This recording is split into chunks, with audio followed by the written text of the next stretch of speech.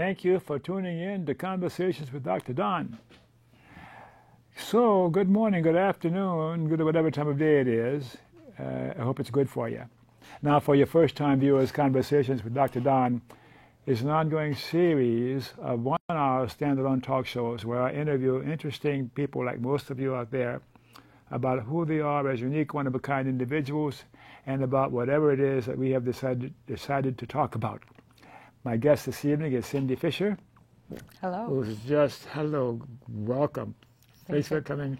I said all the books you've got here and the visits we've had on the phone, and it's just so impressive what you're involved with. And I'm stumbling over myself because I'm so blown away. I got to learn some more from you, and I'm a clinical psychologist, the work you're doing. But anyhow, I'm getting ahead of myself.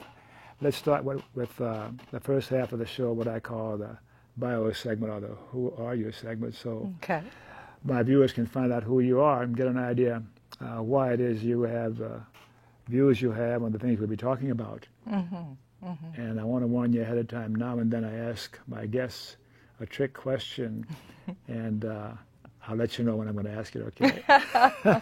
It's okay as long as I can do a trick answer. And if I ask a question that you don't want to answer, why, just don't answer it. Tell me no or whatever. I'm pretty much an open book, yeah. Okay. So, if I were to ask your best friend, who is Cindy? Who is Cindy Fisher? What would your best friend say? That's your trick question. She would be too highly flattering. Not flattering, but... Be your best friend and speak in the first person. Oh my Cindy gosh. is what? We just had a long conversation last night, and she was trying to help me understand the work that I do is really on the cutting edge. So she said, Cindy, you have to really get that the work that you're doing is on the cutting edge, and it's important, and the insights and the advocacy that you do is not being done in the way, in the manner, and she just, my friend was just telling me that I really have to stand in that place of being aware of the importance of the work I do. And she would also say that, let's see, that I'm a great listener. Cindy is? Cindy is a great listener. She's someone that you can call and say, I need to run this by you because it didn't come out the way I wanted it to, and I just want to be able to talk with you and see if you have some insight on where I got stuck and how I might move forward in this. Cindy is just a devoted and passionate and dedicated mother, and is dedicated her life to changes for, in particularly, her oldest son. And she loves to have fun. And you do love to have fun? I do. I have to balance my life because the work that I do is sometimes very painful and sometimes shocking and outrageous as far as what I'm up against. And it could be very easy to get burnt out. But I know that that won't help me or the people I advocate for or my son or anyone. And what the world needs is more laughter and joy and love. So I have to be able to stay connected to that part of myself so I can give that as well as the fighting warrior spirit, you know. And along the way you have fun enough to compensate for the stress of what you're about. Yes, I do. I make sure that I take time for that. That's actually part of the battle, so to speak, is being full with this love of life, this passion of life, this laughter, this joy. That helps immensely when you're going up. It used to be I feel like I was up against the odds, but now I'm slowly building bridges. So as I began to kind of break the ice and bring those who I was going up against to be able to start bringing them along with me, it still helps to have this love of life, even though the work is not now them against, or me against them, or us against them. It's not as much that. This is going to be a heck of a show. I promise you that. I can tell right now. Thank you for coming on. You're welcome. Yeah. So, where were you born? Niles, Michigan. Niles, Michigan. Now tell me where that's from, where that's at. I'm afraid to ask. Where is it? Actually, we're a border town on the main highway that goes into Indiana. So we were the suburb town of South Bend, Indiana. So I grew up right next to Notre Dame and St. Mary's Community College in South Bend, Indiana. So. And how many brothers and sisters? 4. I have 3 brothers, and my only sister died in 2004. Mm-hmm. Yeah, she was my baby sister. Yeah. And I'm not supposed to ask you when you were born, but we'll just skip that. I'm proud of when I'm born. Oh, tell me. I was born in the turn of the midpoint of the century, 1950, so that's a really good time to have been born, right in the middle there. Yeah. And is anything significant about your cultural or racial heritage that's worth sharing with the viewers? No, it's pretty. Both my mother and father were African American. I could tell stories of my great grandfather's escape, or his mother's escape from slavery, but that's another story and another time. But it's quite fascinating. Yeah. How did you get to think the way you do and pursue what you're pursuing in your life and this hugely important work? You know, I kind of ask myself that lately. It's how did I know what kind of forced me into it. You know, the physical traumas and dramas of my son, but what is it? How is it that I came in with this? I think I don't know a lot about enneagrams and things like that, but I came in with a 9, which is to serve humanity, and I just like, how did that happen? Because that's what my passion and goal is to be of service.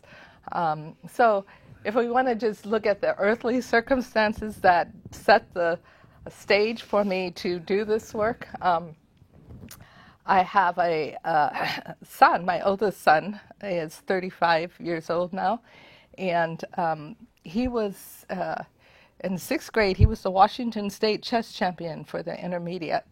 And in 7th grade, he was chosen by Johns Hopkins University for a gifted and talent search of the nation. They were looking for the gifted and talented of the nation, and because he had scored a perfect 99% on all of his state tests in 6th grade, this qualified him to take the SAT that Johns Hopkins was offering this group of young adults that they had selected.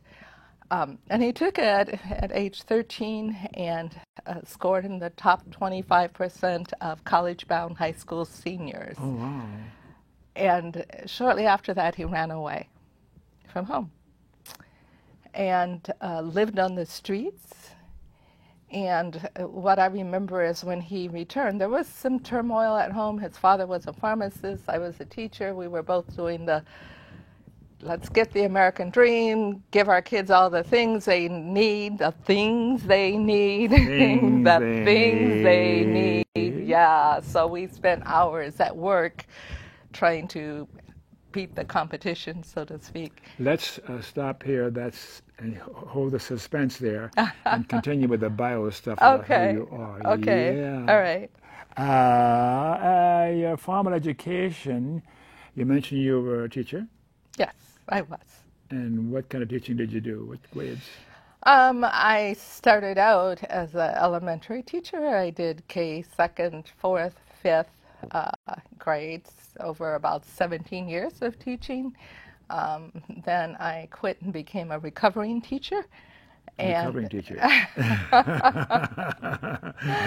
And then I found that I did substitute teaching really well. I was sometimes called in when other teachers, the kids had sent them home and dismissed them, and I would be called in, and especially in the high school, they'd say, "Could you be our teacher for the rest of the year?" And I said, "No, because if I was, then you wouldn't like me. I get to come in and have fun with you and not grade you and not have all of these demands, but really try to connect and give you a sense of freedom and respect and dignity," which is not that other teachers don't do that, but it's much harder to do when you've got all of these demands from testing and principals and da da da da. So I did that I subbed from K through 12 for many years. I'm still on the sub list, but I don't go as often, hardly at all. I think last year I subbed one day. So your formal education, bachelor's, master's? Did first year in the doctorate program. Uh-huh. And what was your master's in? My master's was in education, MED. And then I was studying in the doctorate program because I didn't feel like I was the teacher I wanted to be. That's why I wanted to get my master's, because I just couldn't make it work in the magical way I wanted to do in the classroom.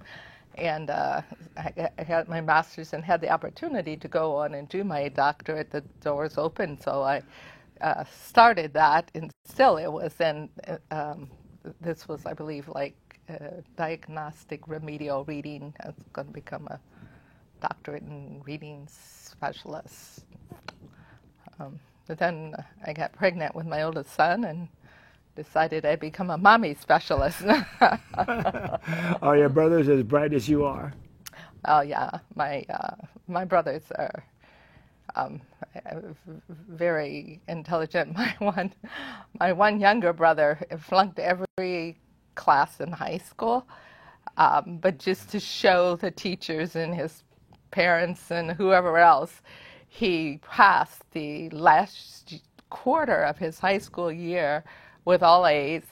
And so school in the South, I forget what it was, offered him a scholarship to go because he was so bright. Yeah. All right. And do you have a religious preference? Is that a fair question? Fair. Yeah, it's definitely fair. Do I have a religious preference? Mm-hmm. Any religion that practices and really lives by the doctrine of love and unconditional love and acceptance and inclusivity. I love going to Native American sweat lodges and feel a deep connection in there. I go to Pentecostal and dance and sing and praise all night, and I meditate and do Buddhist and Hindu practices, and I love going out in nature and finding a deep connection, and it all has the same experience for me, which is a love, a deep connection with everything. Do you have a husband now? No. My husband died of pancreatic cancer in 1997. Uh-huh. Boy, I wonder, is there somebody else you're going to share the richness of you with? Hey, I'm looking. She's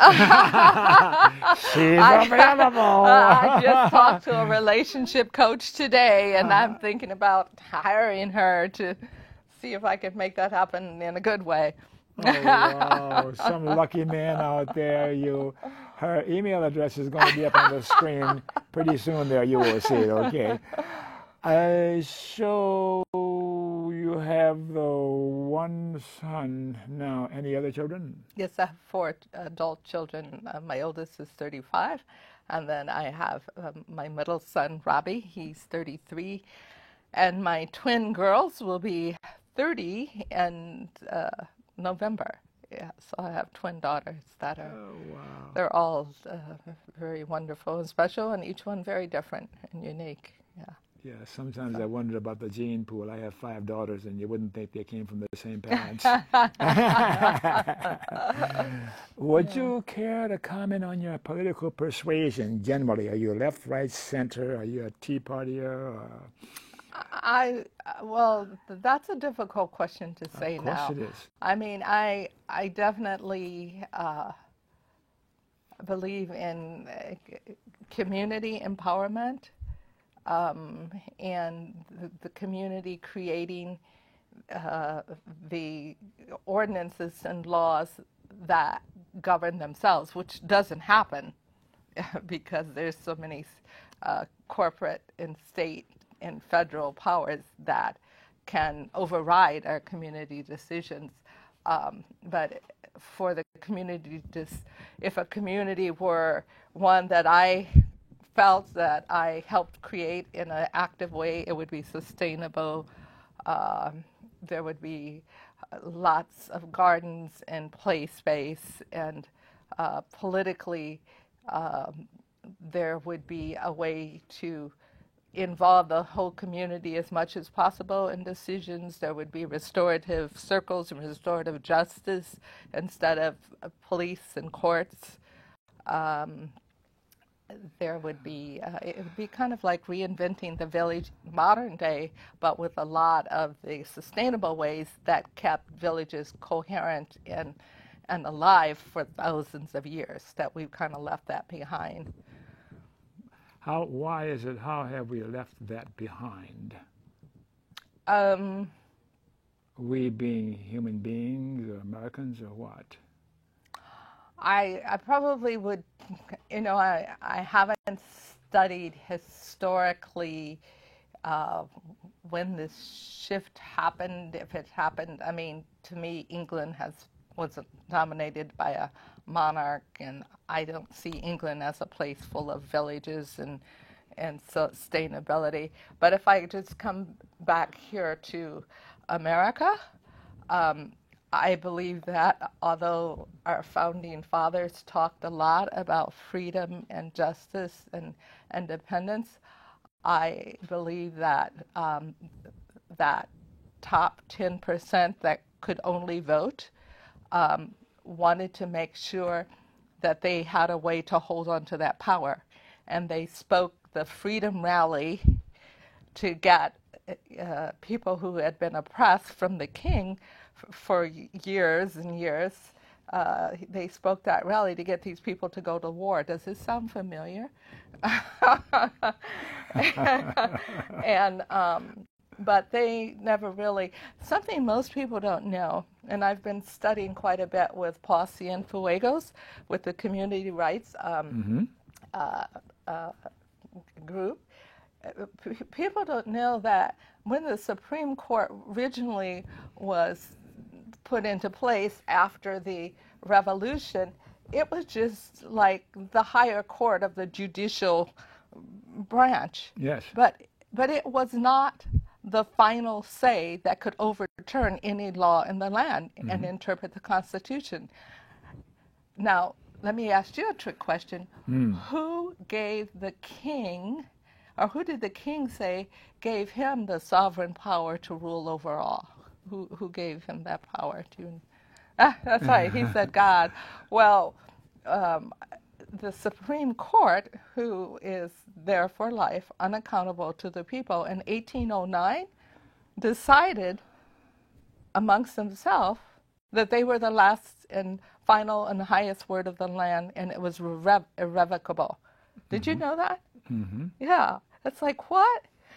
They got to decide that any law that was made by the people and got challenged, that it could go there and be overturned by this group of 5 or 7 landed white aristocracy men. So somewhere along the way, social justice was subordinated enough until oftentimes it's buried so deeply it hardly raises its head, or it's hardly available. Bottom line, social justice. Right, right. And that it would feed into their control and power to begin to break up the system of extended families and definitely break up the Native American tribes. It's like when they did put them on reservations, they divided the land into plots and gave some bigger pieces of plots, some little, so we could get that competition, that isolation. So that fed into the power and control, and I think that's where it still is today. Divide and conquer. Literally divide the land, divide the people. Did you have a religion when you were younger? Did you belong to a particular religion? Mm-hmm. Yeah. What was that? Baptist. I was baptized at age 9, and Sunday school, the teacher, choir leader. Yeah. And why did you give that up for what you are now? Or did you give it up? I go praise and worship with Baptist people. I believe that there is a higher power that guides all of our lives, and that's what I hold to. I had miracles happen to me as a child in the Baptist religion. Miracles were answered, so I came to know there is a higher power. But as I began to know other people that I deeply respected, and I heard miracles happening in their lives, and they weren't Baptist, they were Native American, or they were meditators. It was like miracles happen where there's a strong belief and there's a need. What is a miracle? A miracle is something that unfolds against the odds. Uh-huh. Yeah. Okay. I could go on forever with you. We got to keep going. Any memberships in political, social, or civic organizations that are important to you? And there's probably a lot that you belong to. How about a few key ones that you hold memberships in?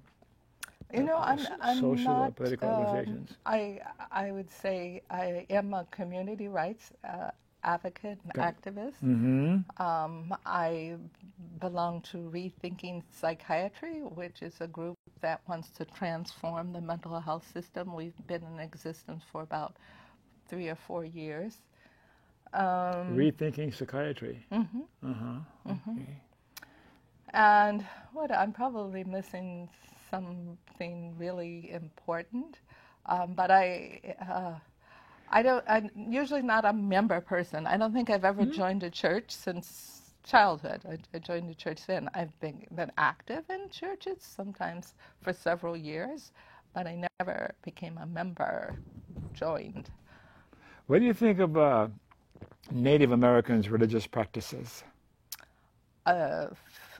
For me, I see them as a very, very powerful way of keeping the spirit that breathes them. They're close to the land. They're close to nature. There's been a lot that has been to destroy them and oppress them, but I think it is that their spirituality, their religion, is what's kept them alive and holding on to the goodness, the good pieces that of their culture, you know. So I love this. When I say I love the sweat lodge, it almost sounds sacrilegious. It's kind of like I love communion. You know, it's deeper than that. I go into a sweat lodge and feel the heat of those rocks that have been fired in lava rocks fired, and the herbs, and I get cleansed. I get deeply held by what they call the Earth Mother. One more question before we take a break. Mm-hmm. You mentioned spirit and spirituality. What is spirituality and what is spirit? So that definitely would be a personal definition, because I can't speak for all. Of course. I think the best answer comes from the model that we adopted in the moms group. And a friend sent me this beautiful card that I kept, and then it's now on my emails. If you email me, you'll get a copy in case you want to have a copy of this, because it's on every email that I send out. And it says that there's a bigger breath that breathes us. And there's a deeper dream that dreams us. And a larger life that lives us. And that, to me, is spirit. Yeah. Wow. Who wrote that? I don't know. It doesn't say it on the card. I don't know. But it's like, and that's so beautiful, because then you can connect with anybody on that level, no matter what face or form their spirituality takes. If they do have a spirituality, there is this sense that there's something greater than themselves that is at work. Yes, I see it here from your email. Thank you. You're welcome. Yeah, I will dwell on this, I'm sure, some more.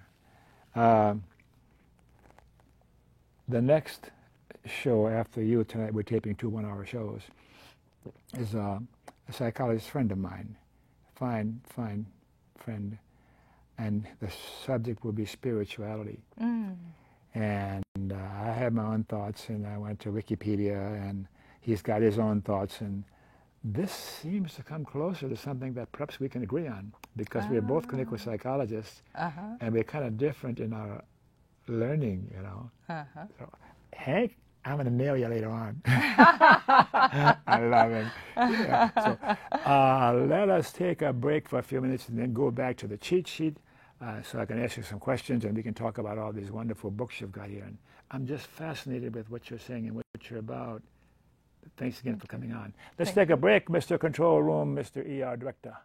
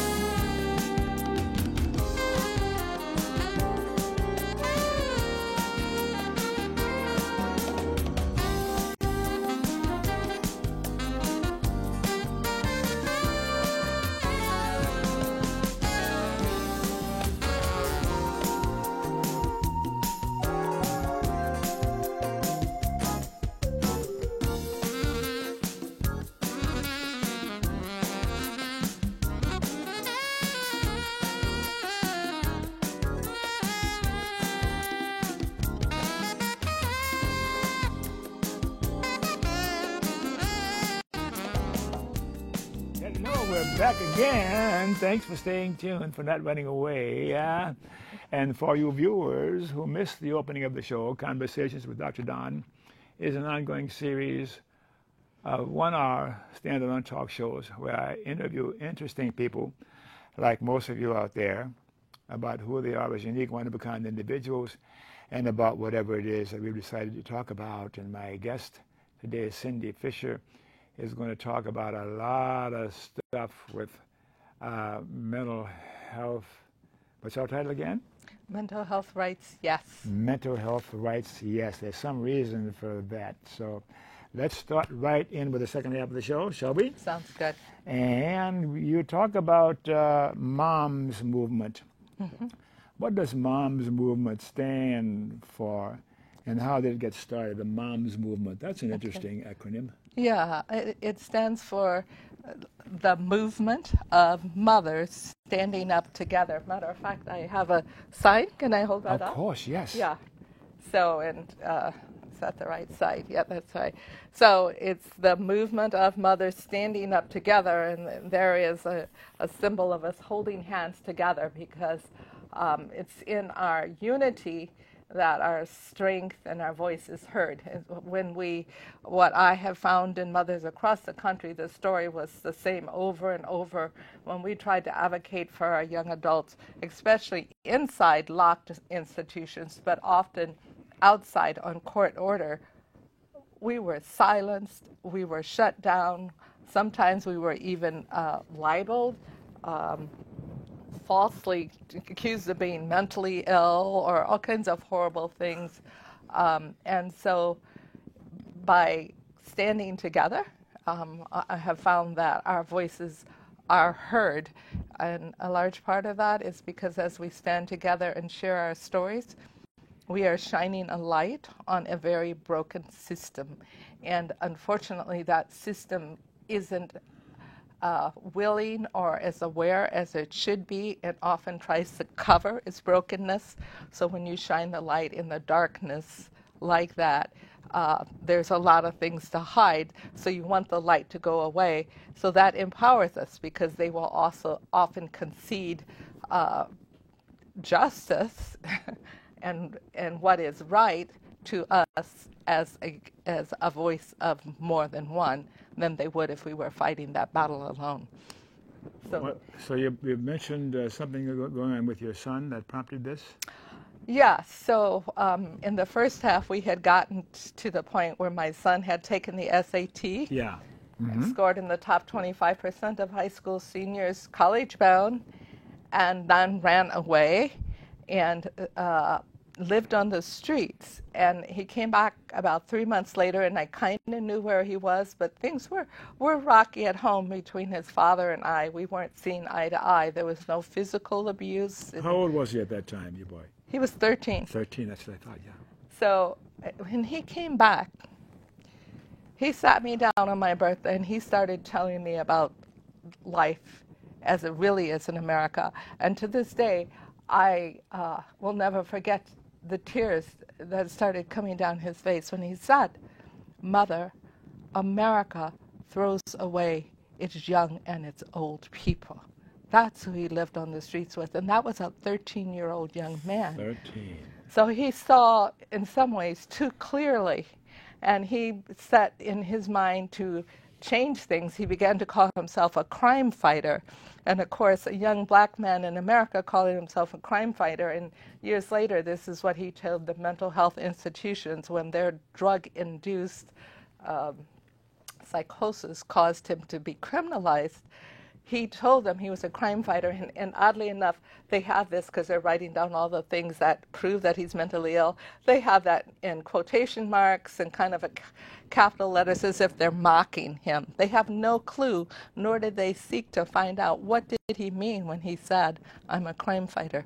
And he was fighting the crimes of an unjust and unfair society that waged war on young people, poor people, people of color. So he became psychotic? Well, as he tried to fight the system fought back. And by the time he was 16, he was beginning to use street drugs to deal with. How was he fighting the system? There was a lot of anger and rage. He didn't do anything. He wasn't like A breaking sociopath? windows or things like that. No, it wasn't that at all. It was like skipping school. Uh-huh. Teachers would say that he's obnoxious. When I would talk to him, he'd say, well, they called the kid a name. We can't call names, so I told them they couldn't call a name. He was the crime fighter. He was the underdog, fighting for the underdogs. And in a mostly all-white school, neighborhoods, he writes, and it's actually in the report when he was first institutionalized, that his teachers accused him of selling drugs because he didn't play sports. His teachers called him a nigger. His high school assistant principal actually lied on him in court, and I know this to be true, not because my son said it, but because of what he was accused of. It was so clearly false that I went to the school in his behalf and said, first of all, how dare you handcuff my 13-year-old son in junior high school and take him in a police car and humiliate him and take him down to juvenile hall without even calling us, number one. How bright is he? He's very bright. He's not, it's not just bright, his ability to see the world as it really is, and have somebody told me he's like his namesake. His name is Siddhartha. Somebody said he's a Siddhartha of modern times because he had this sheltered life. Mom's a teacher, dad's a pharmacist, up to about age 12. Then he leaves the castle and he goes and lives among people in the street, just like Siddhartha did. And Siddhartha, the namesake, then dedicated his life to vows of poverty. My son dedicated his life to crime fighting in the modern times, and that got him in a lot of trouble. So he did have a psychotic break, hallucinate, 16, 17. This is before they started medicating him. He had a psychotic break? Yes, he did. And what I know now and what you need to know is that psychosis is common. 4 in 100 people get psychosis. It's a common thing. And it can be caused, we're in a very toxic society where there's lots of chemicals in the air and in our foods. So some of our children are very sensitive. I have a mother who's her daughter had a plastic retainer. For 2 years, they couldn't find out why she kept breaking out in cold sores, and she finally became psychotic. Found out she was allergic to the plastic in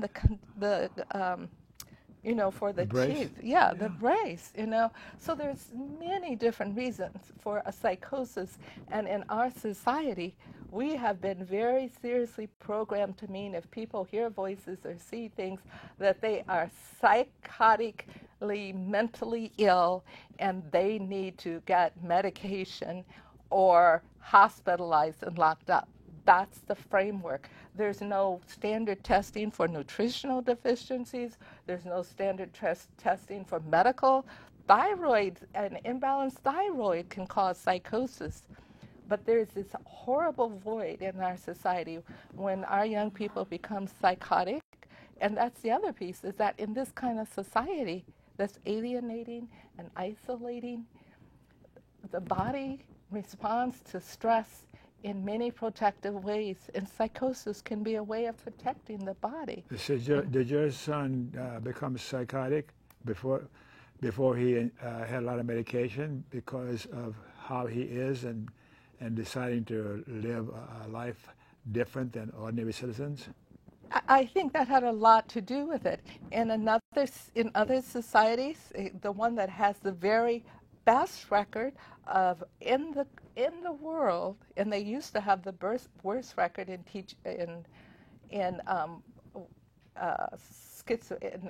people with schizophrenia. They had more people with schizophrenia that didn't recover than anybody else in the world, and they decided to do something about it, and that was 20 years ago, and now they have the best record. And what they do is have open dialogue. The team of professionals, psychiatrists, nurses, social workers, and the family and any friends, they will go to their house on 2 or 3 times a week at first. What country is this? Finland. Dr. Jake Sekula, I can't pronounce his name, but it's called Open Dialogue. and it works. They have an 80% total recovery of clearly young folks, and usually they're young folks that have that first break, full recovery. And we're not talking about the recovery in America where they say you're recovered, where you're maintained on medication. And although you may be having a life that's outside of the hospital, the quality of life indicators of most people on medication is that they live often isolated and alienated lives, many of them. A few are able to, medication helps, and they do come back fully, but the majority of people are not fully recovered. They don't go back to the job, to the family, and have no more symptoms of psychosis.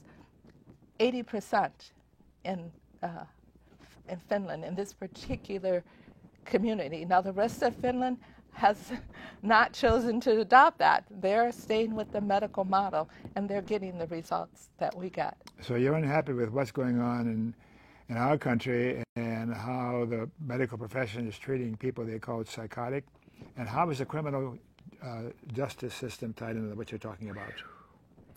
It's sad and scary. Let me give you a perfect example. This doctor, Dr. Breggin, this book came out something like 1990, and it says your drug may be your problem. He was the first doctor to be a whistleblower that the drugs, the medications that we were using actually induced the very symptoms that we were trying to help our loved ones recover from, hallucinations. Dr. Peter Breggin. Yes. Indeed. And because of his book, because he didn't stop there, he became the leading expert in court cases where people who had stellar lives, they were fine, and then they became depressed. Maybe they lost a loved one, maybe they lost their job. He was called in to be the expert witness that the crime that they committed. I actually was at his workshop in April of this year, I believe, and I heard a man speak. He had killed his 11-year-old son, and Dr. Breggin had testified in his behalf. He had been given some antidepressants and he became what Dr. Breggin has a word for it, spellbinding, that these medications become spellbinding. They create mania. They create homicidal ideations. There was a mother there who talked. She had this wonderful marriage with her husband. He's in prison now. He killed his 5-year-old twins. And she said, of course, there was devastation in so many ways, losing your beloved children, but then your husband did it, and how, and why? And she was at a total loss until she heard about Dr. Breggin and got in touch, and now they're working to get her husband out. So these drugs, for many, not all, for 10 to 15% they work, but for many, they cause bizarre, unusual, and aggressive behavior. Now listen to what happened to my son. They drive people mad. Yeah. Yes, go on. So I gave my son the best. We had really good insurance because my husband was a pharmacist, so we had Kaiser. So what Kaiser offers our young people, even today, is an hour a week counseling to figure out what's wrong with you. It's not in a contextual understanding of this society is crazy, it's mad, it's violent, it's hypocritical. That's not dealt with hardly at all. It's like, how can we get you to conform and be a part of this society? So he had that for a year. It didn't work. So they suggested I go to a psychiatrist. Mm-hmm. This psychiatrist saw us for like maybe a half hour, and she wrote a prescription for my son, and I totally, although I had fought the idea of medication, at this point I was desperate. He was really getting worse in his psychosis. Perhaps it was the street drugs, but whatever it was, he was getting worse. since I've become an advocate, I've gotten all of his records, and I went back and pieced together the story, and it's totally different than what I saw or experienced. She wrote a prescription for my son that was 1,200% above the recommended dosage for his age. He was 17, he was a minor. It should have been 0.5 of Risperidol, and she gave us a prescription of 6.0, and I have the records to prove it. 1,200%. Above. And this book is called Targeting Children of Color. Although many children across the racial lines are targeted with drugs, young black men are, I think it's like given 9 times more often the higher dose of drugs. There was this whole thing about we have this violent gene and this is a way to deal with that. That was kind of an undercover thing that Dr. Reagan talks about, that he found this paper about this violence experiment to try to find the gene that causes black young men to be violent. It's a whole horrible story. Does racism play into this anywhere? Oh my God.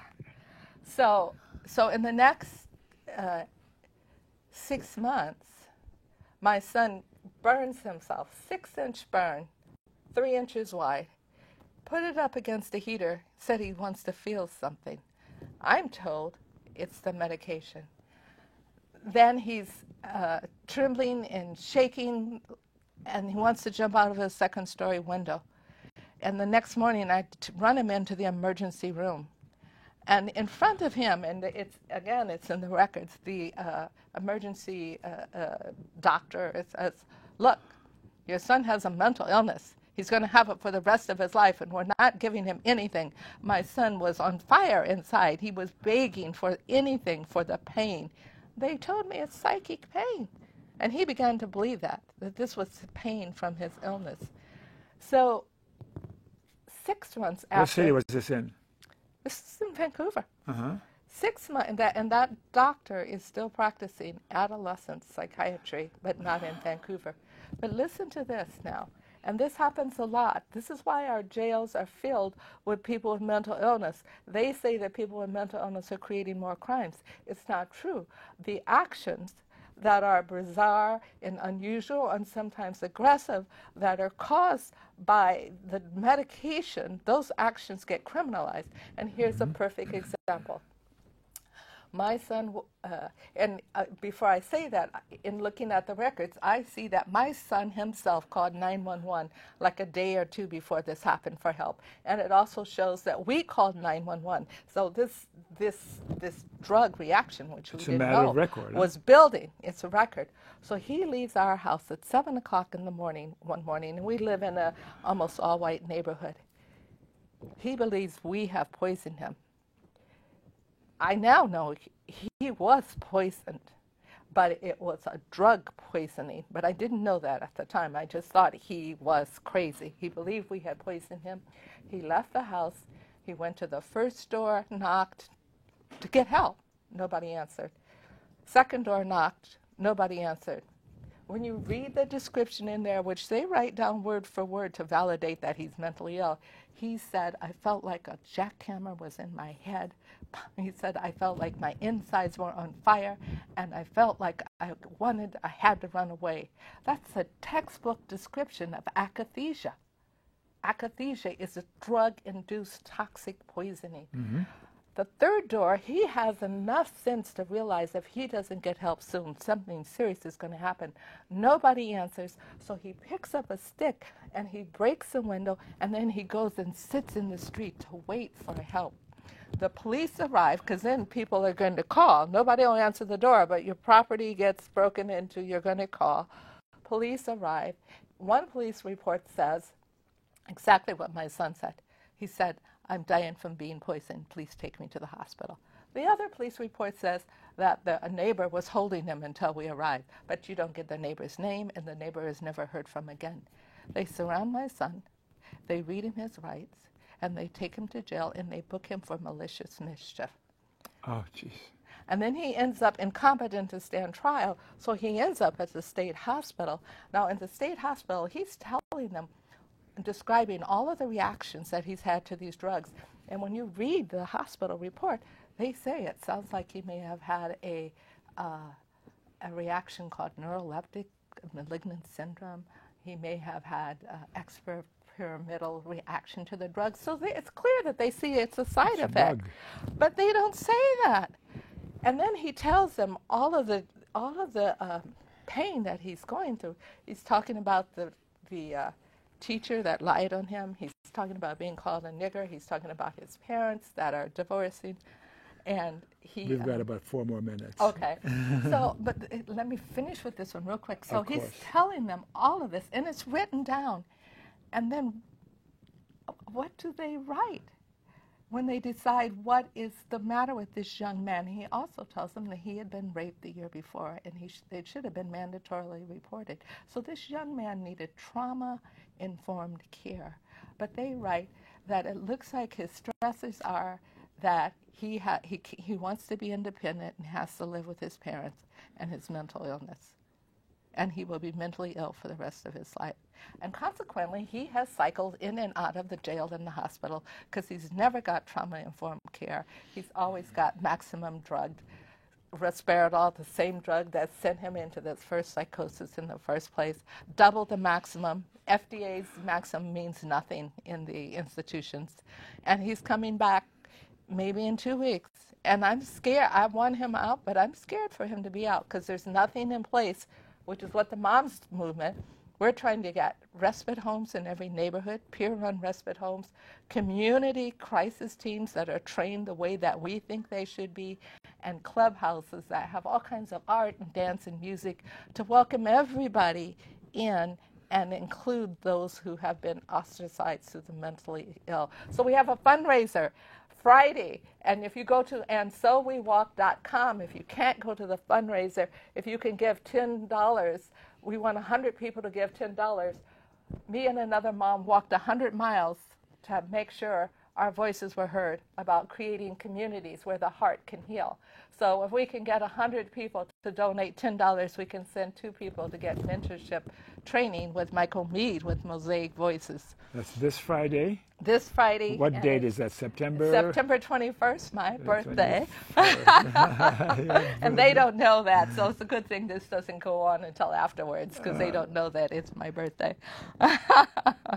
So he will, when he's released, he will come back to you 2 weeks from now?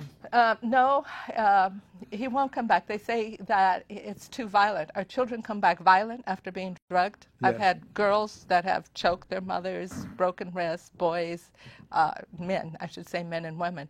They're too violent. They get placed in a halfway house where they're forced to take their medications. And if they get violent, they can be sent to jail or the hospital. I had someone to come after one of my mothers and want to accuse her of neglect and abuse for slowly weaning her daughter off these medications that caused her to gain 100 pounds, and she cannot speak clear, coherent sentences. Wow. It's horrible. What a life you've got to look forward to, what's happening with him. And this is why you do the work you do. Yes, it is. Mm-hmm. So please call or email. Website is mentalhealthrightsyes.org. And the blog where you can donate is andSoWeWalk.com. Don't forget one's.org and one's.com. And you can hear more about, and we need help. I need help with the website, and we can use all the help we can get in building communities where the heart can really heal. So, yes, listen to what Cindy is saying and help as best you can, and get in touch with her and see what you can do. This sounds like a formidable, seemingly almost impossible situation to deal with. I wonder what needs to be done to have the medical profession, the psychiatric profession, behave differently and see human beings as human beings rather than as dollar signs. Yeah, and the dollar signs, yeah. Symptoms and dollar signs, yes. Okay, about 30 seconds more. What final message do you want to say to the viewers out there? The most important book that you can get right now is called psychiatric drug withdrawal. He talks about it takes a family, the therapist, the psychiatrist. So you find a psychiatrist if he's got your child on drugs, adult or young, and he's never done withdrawal, you need to get another one. Unfortunately, there are very, very few psychiatrists who know how to slowly withdraw. And if you go off cold turkey, you could cause horrendous harm. So please don't go off cold turkey. I'm so glad I got to say that. Don't do that. Get help, you know. And if you can't get help, don't do it. Wait till you can find somebody to work with you that's skilled and knowledgeable, a doctor. I'm so glad you came on. We could go on more and more. There's so much more we could talk about. And I have my own thoughts about what you're talking about, but I wanted to hear your story rather than go into mine. But thanks again for coming. So it's time to say goodbye. So good night. So before we say good night, I have a couple of public service announcements to make. There's my broadcast schedule when you can watch my show. And to get my shows on the web, go to www.donbayham.com and click on favorite links to get my shows put on the web. My next public service announcement is the ACLU, the American Civil Liberties Union. Our civil liberties are being severely diminished now, even in the Obama administration. So go to ACLU and learn how you can protect our civil liberties. And to get my shows regularly broadcast by your local public access station, go to www.pegmedia.org and learn how you can have your local public access studio broadcast my shows where you live. And learn how to end corporate personhood. Go to www.pegmedia.org. We've got to end corporate personhood. Corporations are not persons, and money is not speech. Do I have one more PSA to make? Yeah. Oh, I want to say thank you for watching this episode of Conversations with Dr. Don. And my favorite thought for the day is KFC, not Kentucky Fried Chicken. Dr. Don's KFC, kind, friendly, and charitable. And be kind, and be friendly, and be charitable to you too. And you too. And you too. And you too. Thanks again for watching. Talk to you next time.